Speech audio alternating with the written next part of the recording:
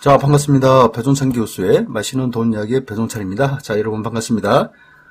지금 부동산 시장에 좀 난리가 난 것 같죠?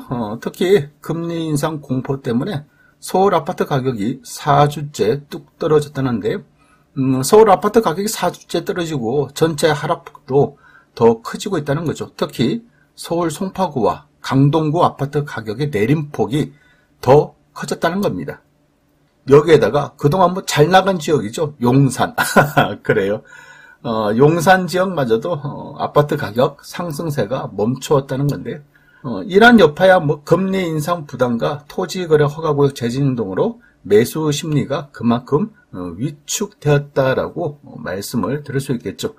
따라서 서울의 집값은요, 한국부동산원의 보도자료에 의하면 지지난주 마이너스 0.02%에서 지난주 마이너스 0.03%로 더 하락하였는데, 이는 급격한 금리 인상 부담.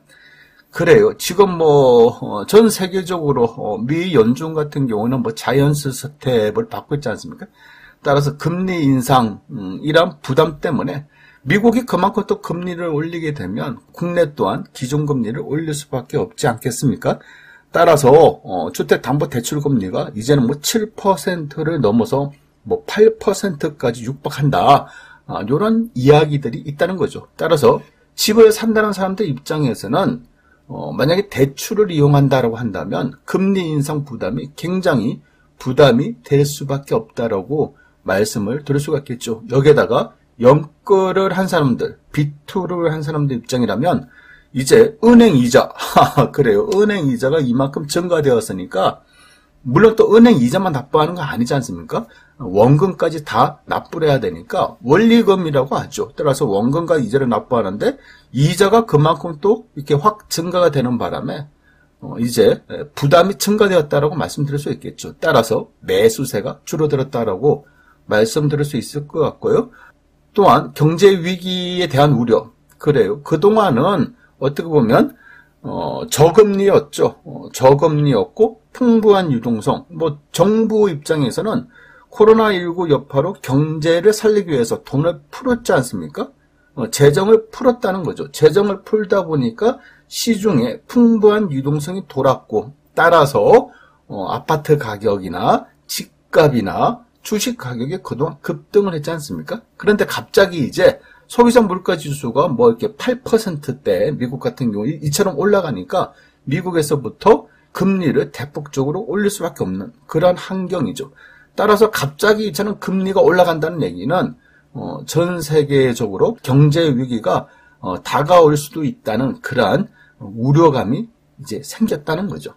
여기에다가 토지거래 허가 구역 재지정 등등 해서 다양한 하방 압력으로 매수세 및 거래 활동이 위축되었다는 거죠. 따라서 서울 전체 4주 연속으로 아파트 가격, 주택 가격이 하락한 것으로 보인다는 겁니다. 특히 시도별 아파트 매매 가격 지수 변동률인데, 세종시는 마이너스 0.15 높죠. 또한 대구광역시 마이너스 0.18 그래요. 요 두 군데는 꾸준하게 이거 꾸준하다는 표현을 해야 될지 모르겠지만 아무튼 하락률이 작년부터 이제 꾸준하게 이렇게 하락하고 있는 것 같아요.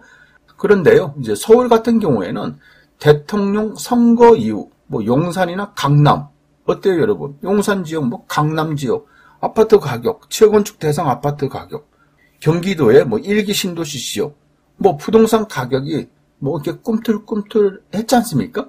그렇죠? 그런데 이제는 용산이나 강남마저도 주택 가격, 아파트 가격이 하락세로 전환되었다는 거예요. 아마 이 부분이 이제 문제의 심각성이 크다라고 말씀드릴 수 있을 것 같고요. 여기에다가요, 서울 아파트 매매 거래량인데요. 2021년 6월달 3,940여 건, 7월달 4,000여 건, 8월달 4,000여 건, 그리고 작년 하반기 이후, 즉 작년 11월달 1,300건, 12월달 1,100건, 그리고 올해 4월달에 1,700여 건을 해서 약간 반등하나 싶었는데 6월달 들어서는 오늘 날짜가 6월 24일인데 437건밖에 안 된다는 거예요. 이처럼 서울 아파트 매매 거래량이 뚝뚝 떨어지고 있다는 겁니다. 또한 서울 미분양 주택 현황인데 2022년 5월 31일 기준으로 해서 2022년 4월 달에 총 미분양 주택 수는 360가구에서 2022년 5월 달 미분양 주택 수는 688가구로 무려 미분양 아파트 수가 328가구나 한 달 사이에 이처럼 증가되었다는 겁니다. 어떻게 보면 4월 달에 360가구, 5월 달에 688가구, 거의 2배 가까운, 100% 가까운 미분양 아파트가 증가되었다는 거예요.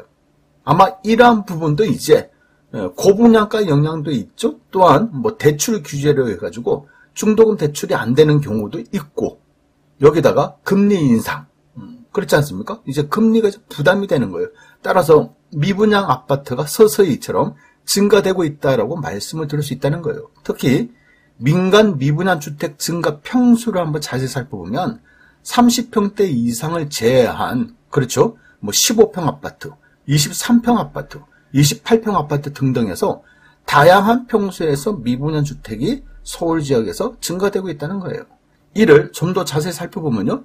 전용 면적 40제곱미터 이하는 280가구라는 거고, 전용 면적 40에서 60제곱미터 이하는 226가구, 전용 면적 60에서 85제곱미터 이하는 182가구라는 거죠.